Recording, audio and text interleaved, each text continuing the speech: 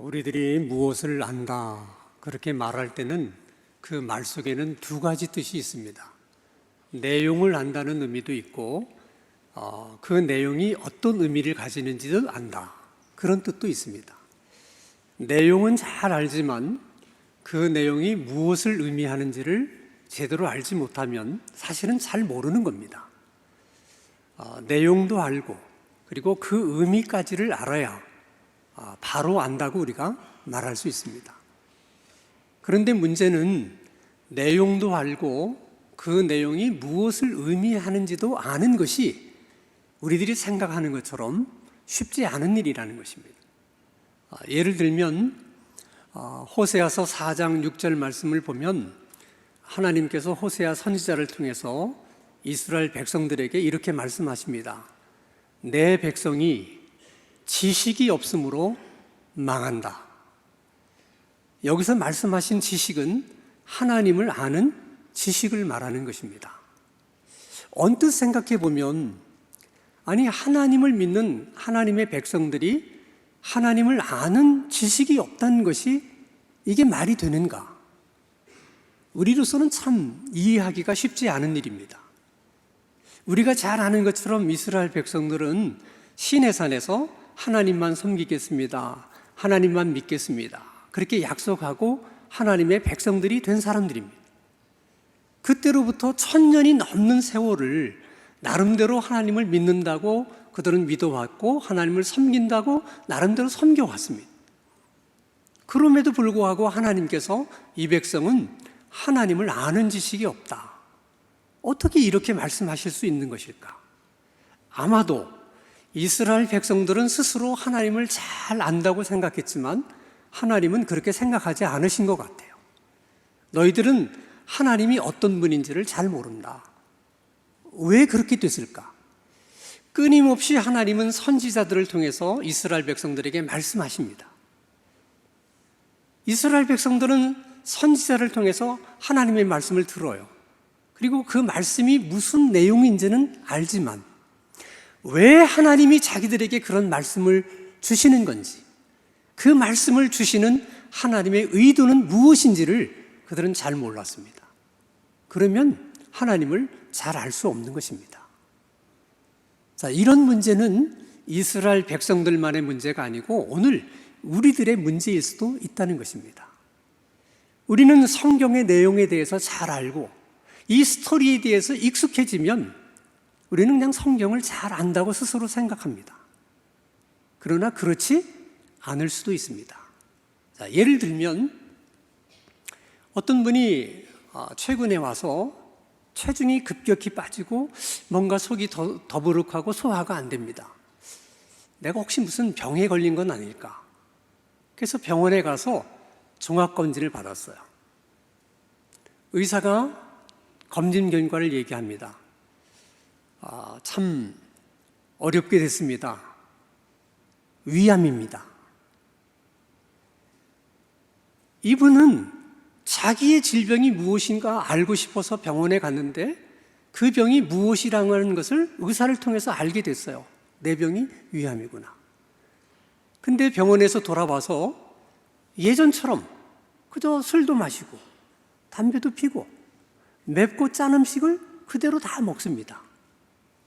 그렇다면 이분은 의사가 말한 위암입니다 하는 말의 의미가 무엇인지를 제대로 이해하지 못한 사람입니다.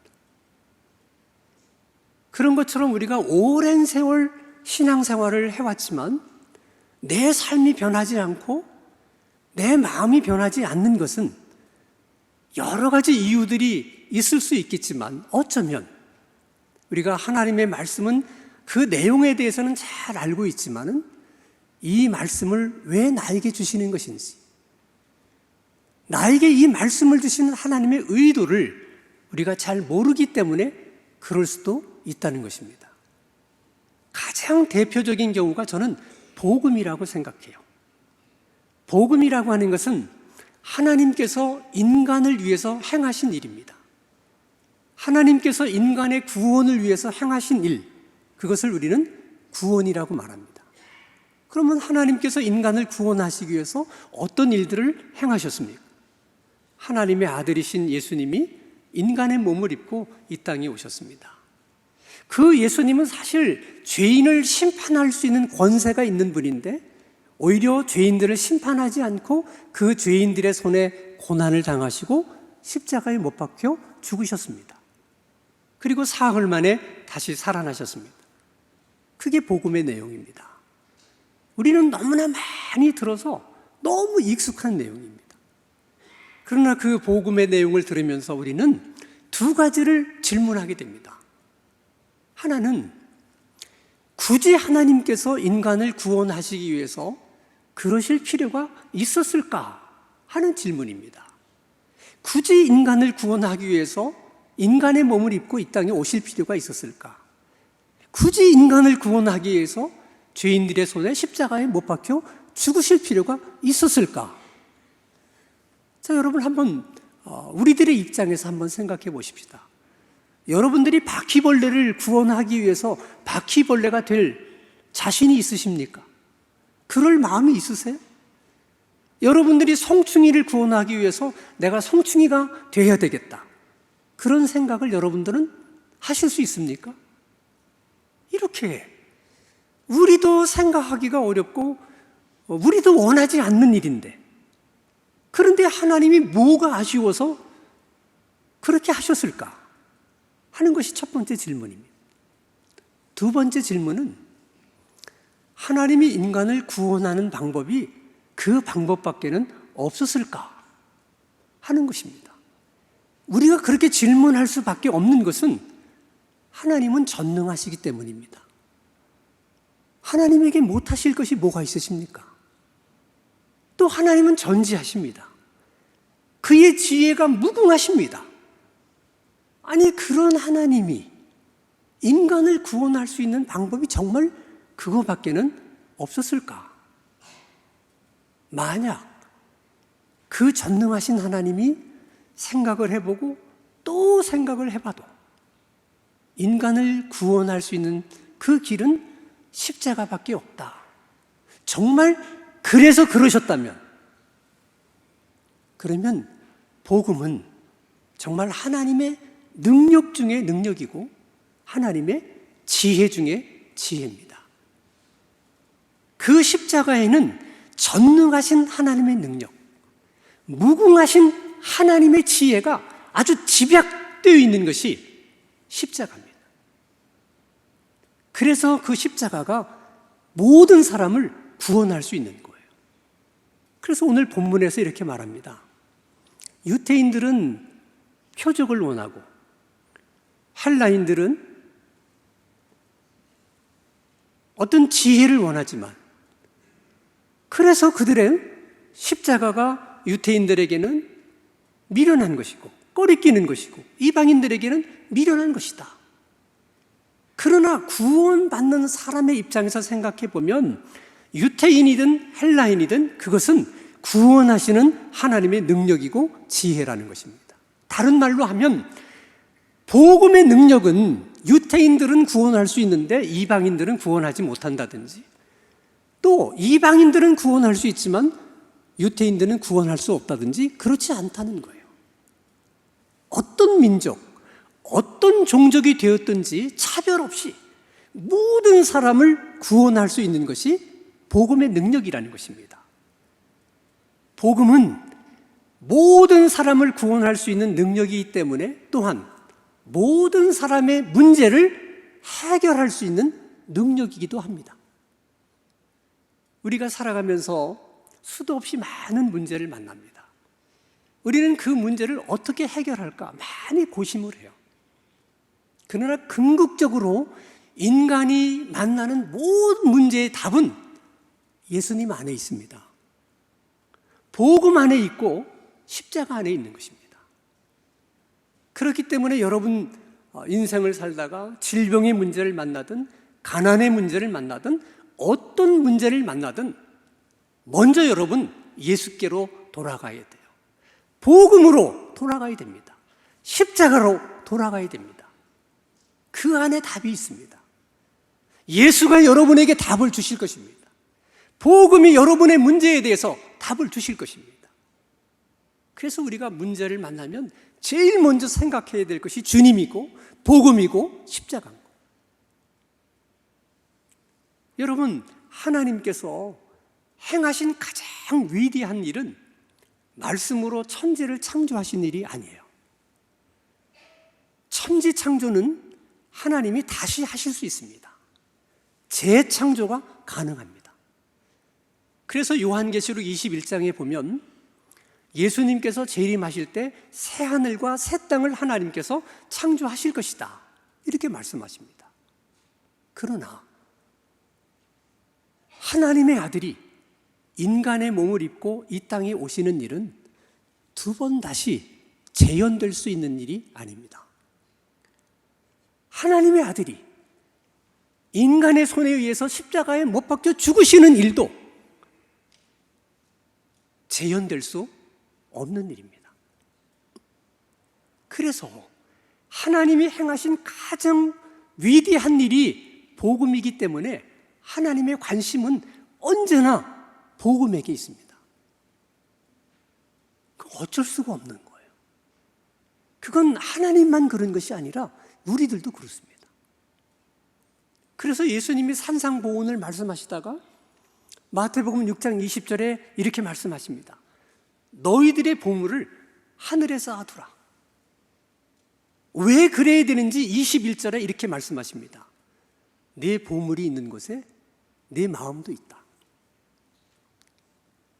우리가 가장 소중하고 생각하는 그것에 사람들의 마음이 가게 돼 있다는 거예요. 그래서 우리의 가장 소중하게 생각하는 것을 하늘에 쌓아두게 되면 언제나 우리들의 마음이 어디에 있을 수 있다? 하늘에 있을 수 있다는 거예요. 여러분, 하나님이 행하신 가장 위대한 일이 복음이기 때문에 그 복음에 관심을 갖는 사람에게도 하나님은 관심을 가지세요. 하나님의 마음이 어쩔 수 없이 그렇게 흐르게 돼 있습니다. 혹시 여러분 가운데 하나님이 좀 나에 대해서 좀 관심을 가져줬으면 좋겠다, 그런 분이 계십니까? 그러면 복음에 관심을 가지세요. 그러면 하나님의 관심은 자연스럽게 여러분을 향하게 되실 것입니다. 우리 교회가, 남대문 교회가 하나님이 늘 관심을 갖고 계신 그런 교회가 되었으면 좋겠습니까? 그러면 복음에 관심을 가지는 교회가 되십시오. 그러면 자연스럽게 하나님의 관심이 이 남대문 교회를 향하게 될 것입니다. 여러분, 우리가 어떤 것에 관심을 가지든 우리가 관심을 가지는 것으로 우리의 마음이 향하게 돼 있어요. 예를 들면 여러분, 예전에는 보험회사들 가운데 1년 동안 많은 보험 가입자를 모집한 보험사 직원을 보험왕으로 뽑는 일들이 있었어요. 근데 여러 보험회사들이 있는데 그 모든 보험회사들을 통틀어서 가장 많은 사람을 보험에 가입시킨 보험왕이 있었습니다. 그래서 기자가 물었어요. 어떻게 그렇게 많은 사람을 보험에 가입시킬 수가 있었습니까? 비결이 무엇입니까? 그랬더니 그분이 이렇게 얘기를 합니다. 나는 잠잘 때든 일어날 때든 항상 보험만 생각합니다. 그래서 어떤 사람을 만나면 제일 먼저 떠오르는 생각은 이분이 보험 들었을까?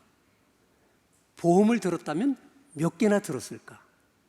새로 나온 이 보험 상품을 이분은 알고 있을까? 이런 마음들이 마음속에 솟구쳐서 자꾸 새로 나온 보험 상품을 소개하게 되고, 그래서 자연스럽게 그가 보험에 가입하도록 그렇게 했다는 거예요. 이것은 여러분, 보험사 직원만 그런 게 아니에요. 우리의 마음이 복음으로 가득 차 있으면 잘 때도 복음을 생각하고 일어날 때도 복음을 생각하면 똑같습니다. 어떤 사람을 만나도 가장 먼저 떠오르는 생각은 이분이 복음을 들었을까? 이분이 복음을 알고 있을까? 하는 것이 가장 먼저 떠오르는 생각이 되는 거예요. 혹시 여러분 중에 어떤 사람을 만나도 그 생각이 가장 먼저 떠오른다면 여러분은 복음에 관심이 있는 사람이에요. 여러분, 전도라고 하는 것은 복음에 관심을 갖는 것으로부터 시작이 되는 겁니다. 가끔 서울역에 가보면 전도하시는 분들이 있어요.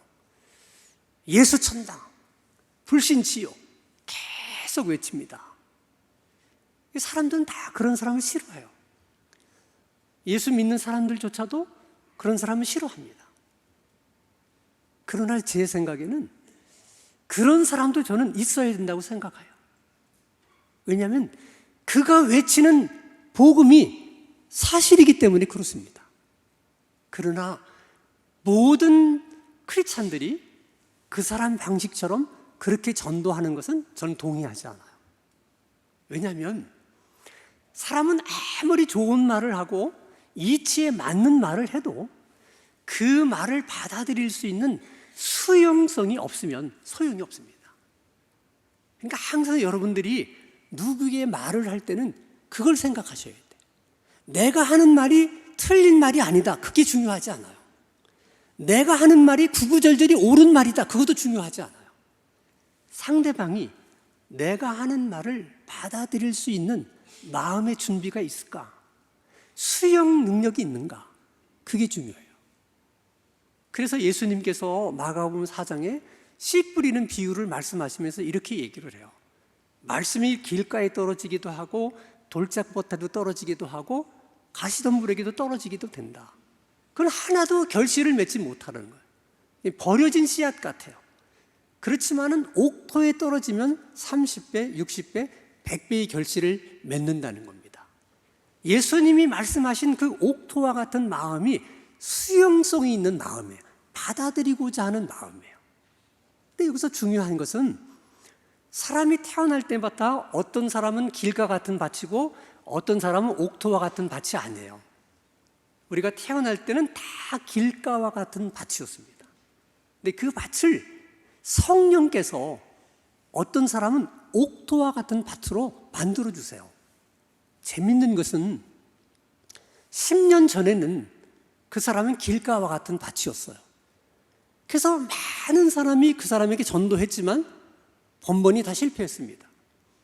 아주 유명한 목사님이 가셔 전도했어도 실패를 했어요.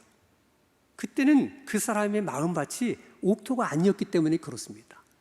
그래서 많은 사람들은 생각하기를 저 사람은 절대 예수를 믿을 사람이 아니다. 숱한 사람이 복음을 전했지만 받아들이지 않았다. 우리는 그렇게 판단해요. 근데 그런 사람도 올해는 하나님께서 그 마음을 옥토와 같은 마음으로 바꾸어 놓을 수 있다는 거예요. 그럼 그것을 누가 아느냐? 성령님만 아세요. 그럼 성령님만 아시는데 그것을 누구에게 성령님은 가르쳐 주시는가? 복음에 관심이 있는 사람에게만 가르쳐 주세요. 그래서 전도가 시작되는 겁니다. 자, 예를 들면 여러분, 사도행전 8장 26절에 보면 빌립 집사님이 사마리아 성에서 열심히 복음을 전해요.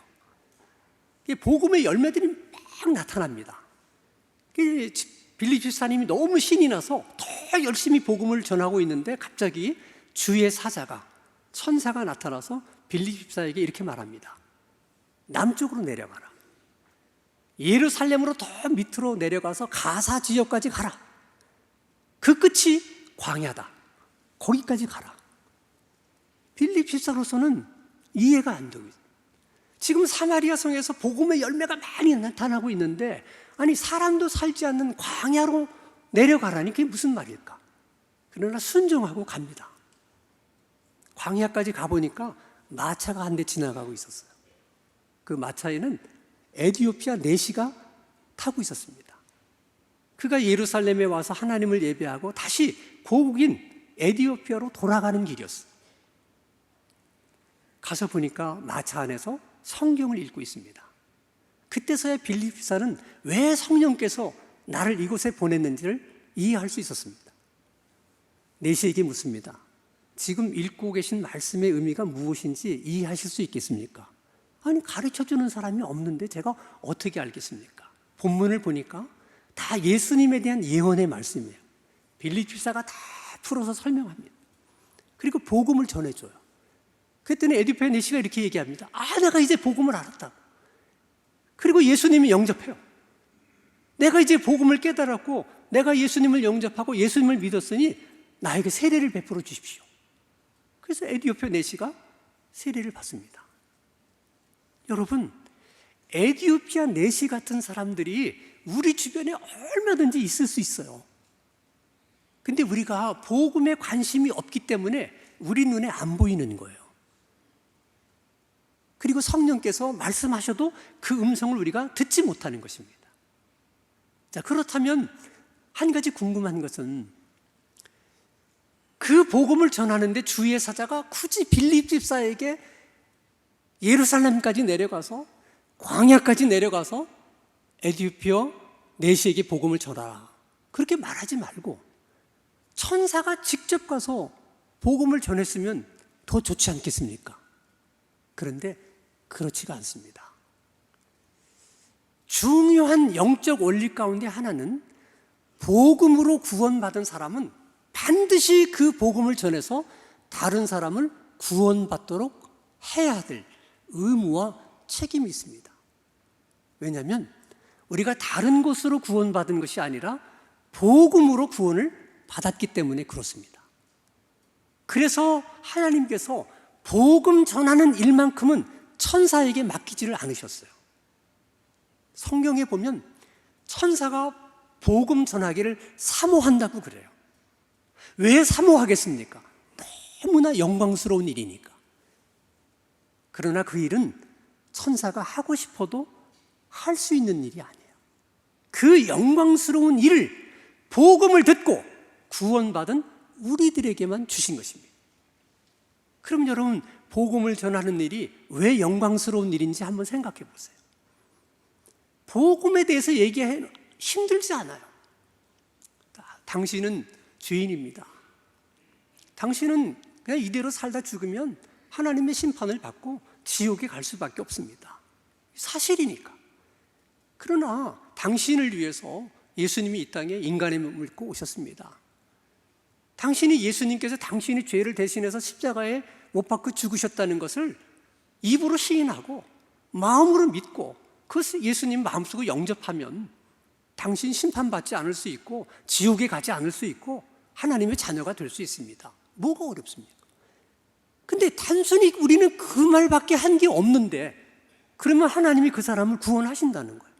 심판받아야 될 사람을 심판하지 않으시고 지옥 가야 될 사람을 지옥에 보내지 않으시고 하나님이 구원하셔서 자기 자녀로 삼으신다는 거예요. 아니, 세상에 그런 일이 어떻게 있을 수 있어요? 정말 신기하고 놀랍지 않습니까? 하나님이 행하신 가장 위대한 일이 복음이기 때문에 우리가 복음을 전하면 하나님이 그 일을 행하시는 거예요. 여러분, 하나님이 행하신 가장 위대한 일이 복음이기 때문에 하나님의 관심은 그 복음에 있어요. 그래서 우리가 복음에 관심만 가져도, 복음을 늘 깊이 묵상만 해도 하나님은 굉장히 기뻐하시고 그 사실만을 가지고도 영광을 받으세요. 그만큼 하나님이 복음에 관심이 많으시잖아요.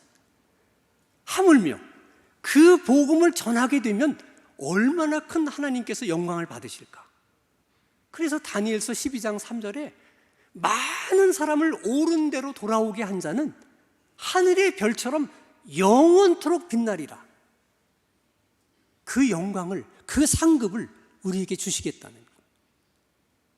하나님은 우리가 드리는 예배를 통해서도 영광을 받으시지만 우리가 전하는 복음, 우리가 전하는 그 복음을 통해서도 하나님은 영광을 받으세요.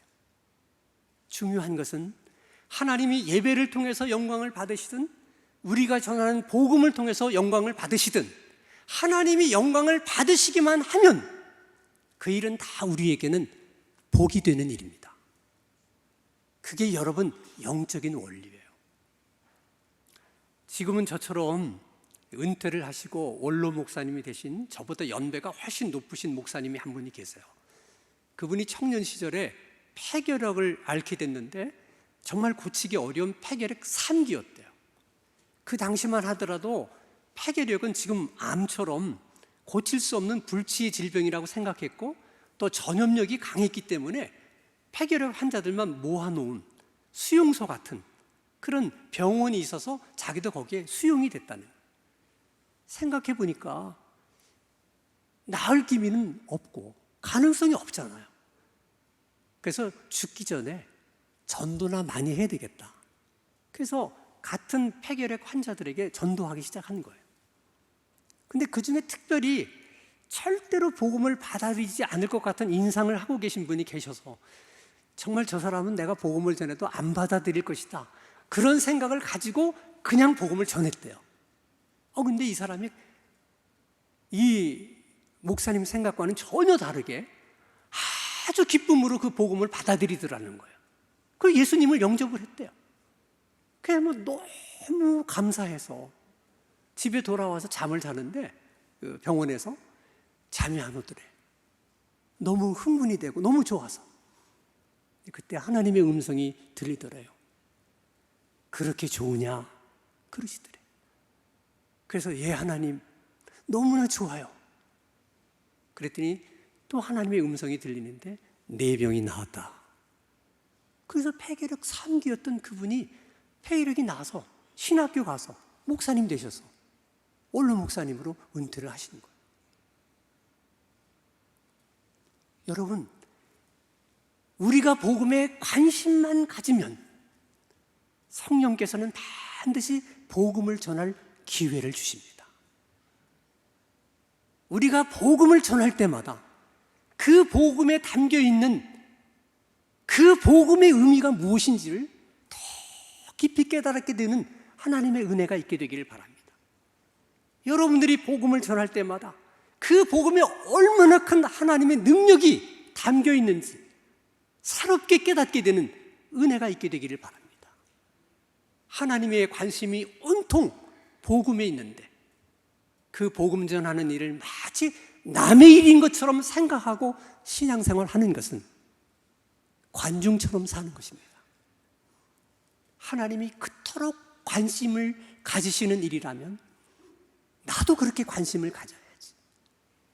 복음에 관심을 가지고 성령께서 기회를 주실 때마다 열심히 그 복음을 전하려고 애쓰면서 사는 것이 선수처럼 사는 것입니다. 여러분, 이왕 신앙생활 하는 것 관중처럼 살지 말고 선수처럼 신앙생활 하는 우리 모두가 되기를 간절히 소망합니다. 기도하십시다. 하나님 아버지, 우리가 복음을 잘 알고 있는 것 같지만 그 복음이 담고 있는 그 깊은 의미를 우리가 아직도 깨닫지 못하고 있는 것 같습니다. 하나님, 성령님을 통해서 그 복음이 담고 있는 의미를 매일처럼 새롭게 깨닫게 되는 은혜를 주시옵소서. 그래서 복음에 대한 깊은 관심을 갖고 살아갈 수 있게 해주시고 성령께서 기회를 주실 때마다 순종하며 복음을 전하는 선수처럼 살아가는 우리들의 신앙생활 되게 하여 주시옵소서. 예수 그리스도의 이름으로 기도하옵나이다. 아멘.